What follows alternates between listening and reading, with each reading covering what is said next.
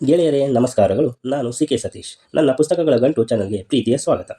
ಇತಿಹಾಸದ ಕುತೂಹಲಕಾರಿ ಸಂಗತಿಗಳಿಂದ ಹಿಡಿದು ಕ್ರೀಡಾ ಲೋಕದ ರೋಚಕ ಕ್ಷಣಗಳವರೆಗೆ, ಮಕ್ಕಳಿಗೆ ಮನಮುಟ್ಟುವಂತಹ ಕಥೆಗಳಿಂದ ಹಿಡಿದು ಶಿಕ್ಷಣಕ್ಕೆ ಸಂಬಂಧಿಸಿದ ವಿಚಾರಗಳವರೆಗೆ, ಬಾಯಿಯಲ್ಲಿ ನೀರು ಊರಿಸುವಂತಹ ಅಡುಗೆಯಿಂದ ಹಿಡಿದು ಸಿನಿಮಾ ಮನೋರಂಜನೆಗಳವರೆಗೆ ಹಾಗೂ ಇನ್ನೂ ಅನೇಕ ವಿಚಾರಗಳನ್ನು ಒಂದೇ ಕಡೆ ನೋಡಬೇಕೇ?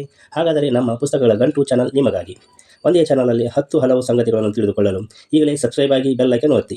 ಗೆಳೆಯರೇ ಬನ್ನಿ ಇವತ್ತಿನ ವಿಷಯದ ಕಡೆಗೆ ಹೋಗೋಣ. ಇವತ್ತಿನ ವಿಷಯದ ಕಡೆಗೆ ಹೋಗುವುದಾದರೆ ಶ್ರೀ ವಿರೂಪಾಕ್ಷೇಶ್ವರ ದೇವಾಲಯದ ಸಂಕ್ಷಿಪ್ತ ಚರಿತ್ರೆ ನೋಡೋಣ. ಹಂಪಿಯ ಶ್ರೀ ವಿರೂಪಾಕ್ಷೇಶ್ವರ ದೇವಾಲಯವು ಕೇವಲ ಒಂದು ಕಟ್ಟಡವಲ್ಲ, ಅದೊಂದು ಜೀವಂತ ಇತಿಹಾಸ. ಈ ದೇವಾಲಯದ ಐತಿಹಾಸಿಕ ಮತ್ತು ಪೌರಾಣಿಕ ಹಿನ್ನೆಲೆಯನ್ನು ಹಂತ ಹಂತವಾಗಿ ಹಾಗೂ ಸಂಕ್ಷಿಪ್ತವಾಗಿ ವಿವರಿಸಲು ನಾನು ಇಲ್ಲಿ ಪ್ರಯತ್ನಿಸಿದ್ದೇನೆ. ವಿಶ್ವದ ಅತ್ಯಂತ ಶ್ರೀಮಂತ ಮತ್ತು ಸುಂದರ ಸಾಮ್ರಾಜ್ಯಗಳಲ್ಲಿ ಒಂದಾಗಿದ್ದ ವಿಜಯನಗರ ಸಾಮ್ರಾಜ್ಯದ ರಾಜಧಾನಿ ಹಂಪಿಯಾಗಿತ್ತು. ಈ ಹಂಪಿಯ ಹೃದಯ ಭಾಗವೇ ಶ್ರೀ ವಿರೂಪಾಕ್ಷೇಶ್ವರ ದೇವಾಲಯವಾಗಿತ್ತು. ತುಂಗಭದ್ರಾ ನದಿಯ ದಡದಲ್ಲಿ ತಲೆ ಎತ್ತಿ ನಿಂತಿರುವ ಈ ದೇವಾಲಯವು ಯುನೆಸ್ಕೋ ವಿಶ್ವ ಪರಂಪರೆಯ ತಾಣಗಳ ಪಟ್ಟಿಯಲ್ಲಿ ಸೇರಿದೆ. ಹಂಪಿಯ ಇತರ ಸ್ಮಾರಕಗಳು ದಾಳಿಗೆ ಒಳಗಾಗಿ ಹಾಳಾಗಿದ್ದರೂ ಅಂದಿನಿಂದ ಇಂದಿನವರೆಗೂ ನಿರಂತರವಾಗಿ ಪೂಜೆ ನಡೆಯುತ್ತಿರುವ ಏಕೈಕ ಪ್ರಮುಖ ದೇವಾಲಯವೆಂದರೆ ಶ್ರೀ ವಿರೂಪಾಕ್ಷೇಶ್ವರ ದೇವಾಲಯವಾಗಿದೆ. ಈ ವಿರೂಪಾಕ್ಷೇಶ್ವರ ದೇವಾಲಯದ ಪೌರಾಣಿಕ ಹಿನ್ನೆಲೆಯನ್ನು ನೋಡಲಾಗಿ ಇತಿಹಾಸಕ್ಕೂ ಮುನ್ನ ನಾವು ಇಲ್ಲಿನ ಪುರಾಣವನ್ನು ತಿಳಿಯಲೇಬೇಕು. ಹಂಪಿ ಎಂಬ ಹೆಸರು ಹೇಗೆ ಬಂದಿತು?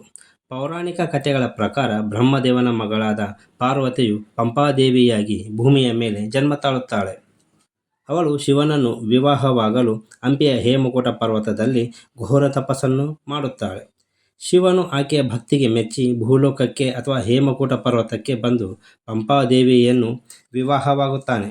ಆಗಿನಿಂದ ಈ ಕ್ಷೇತ್ರಕ್ಕೆ ಪಂಪಾ ಕ್ಷೇತ್ರವೆಂದು ಮತ್ತು ಈಗಿನ ತುಂಗಭದ್ರಾ ನದಿಯನ್ನು ಪಂಪಾ ನದಿ ಎಂದು ಕರೆಯುತ್ತಿದ್ದರು. ಅಲ್ಲದೆ ಪಂಪಾದೇವಿಯ ತಪಸ್ಸಿನ ಕಾರಣಕ್ಕೆ ಪಂಪಾ ಕ್ಷೇತ್ರ ಎಂದು ಹೆಸರು ಬಂದಿತು. ಮುಂದೆ ಕನ್ನಡದ ಪಂಪಾ ಎಂಬ ಪದವು ಹಳೆಗನ್ನಡದಲ್ಲಿ ಹಂಪ ಎಂದಾಗಿ ಈಗಿನ ಹಂಪಿ ಎಂದು ಕರೆಯಲ್ಪಡುತ್ತಿದೆ. ಶಿವನು ಇಲ್ಲಿ ಪಂಪಾದೇವಿಯನ್ನು ವಿವಾಹವಾಗಿದ್ದರಿಂದ ಪಂಪಾಪತಿ ಅಥವಾ ವಿರೂಪಾಕ್ಷನೆಂಬ ಹೆಸರಿನಿಂದ ನೆಲೆಸಿದ್ದಾನೆ. ಅನೇಕರು ವಿರೂಪಾಕ್ಷ ದೇವಾಲಯವನ್ನು ವಿಜಯನಗರದ ಅರಸರುಗಳು ಕಟ್ಟಿಸಿದ್ದಾರೆ ಎಂದು ವಾಡಿಕೆಯಿದೆ. ಆದರೆ ಇದು ಅದಕ್ಕೂ ತುಂಬ ಪುರಾತನ ದೇವಾಲಯವಾಗಿದೆ. ಈ ದೇವಾಲಯದ ಮೂಲ ಸ್ವರೂಪವು 7ನೇ ಶತಮಾನದ್ದಾಗಿದೆ ಹೀಗೆಂದು ಹೇಳುವುದಕ್ಕೆ ಕೆಲವು ಶಾಸನಗಳು ಹೇಳುತ್ತವೆ. ಕೆಲವು ಶಾಸನಗಳ ಪ್ರಕಾರ ಬಾದಾಮಿ ಚಾಲುಕ್ಯರು ಮತ್ತು ಹೊಯ್ಸಳರ ಕಾಲದಲ್ಲಿ ಇದೊಂದು ಚಿಕ್ಕ ಗುಡಿಯಾಗಿತ್ತು.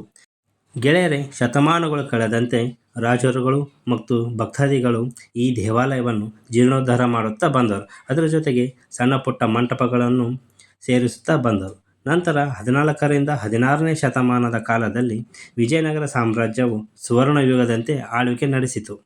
ಆಗ ವಿರೂಪಾಕ್ಷೇಶ್ವರ ದೇವಾಲಯವು ತನ್ನ ನಿಜವಾದ ವೈಭವವನ್ನು ಕಂಡಿತು. ಗೆಳೆಯರೇ, ವಿಜಯನಗರ ಸಾಮ್ರಾಜ್ಯದ ಆಳ್ವಿಕೆಯಲ್ಲಿ ಹಕ್ಕ ಮತ್ತು ಬುಕ್ಕರಾಯರು ಶ್ರೀ ವಿರೂಪಾಕ್ಷನನ್ನು ತಮ್ಮ ಸಾಮ್ರಾಜ್ಯದ ಕುಲದೈವವನ್ನಾಗಿ ಮತ್ತು ರಕ್ಷಕನನ್ನಾಗಿ ಸ್ವೀಕರಿಸಿದರು. ವಿಜಯನಗರದ ಪ್ರಸಿದ್ಧ ದೊರೆಯಾದ 2ನೇ ದೇವರಾಯ ಈ ದೇವಾಲಯದ ಮಹಾದ್ವಾರವನ್ನು ಮತ್ತು ಕೆಲವು ಮಂಟಪಗಳನ್ನು ನಿರ್ಮಿಸಿದನು.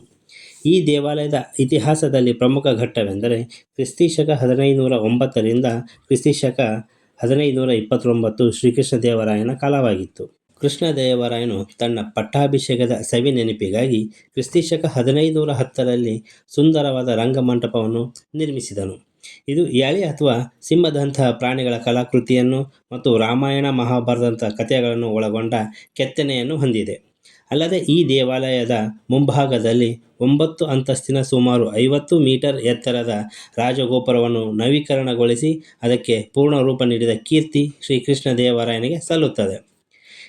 ಈ ದೇವಾಲಯದ ಹಿಂಭಾಗದಲ್ಲಿ ಒಂದು ಕತ್ತಲೆ ಕೋಣೆ ಇದ್ದು ಅಲ್ಲಿನ ಗೋಡೆಯ ಒಂದು ಸಣ್ಣ ರಂಧ್ರದ ಮೂಲಕ ಸೂರ್ಯನ ಕಿರಣಗಳು ಒಳಗಿನ ಎದುರುಗಡೆಯ ಗೋಡೆಯ ಮೇಲೆ ಬಿದ್ದಾಗ ರಾಜಗೋಪುರದ ನೆರಳು ತಲೆ ಕೆಳಗಾಗಿ ಕಾಣುತ್ತದೆ.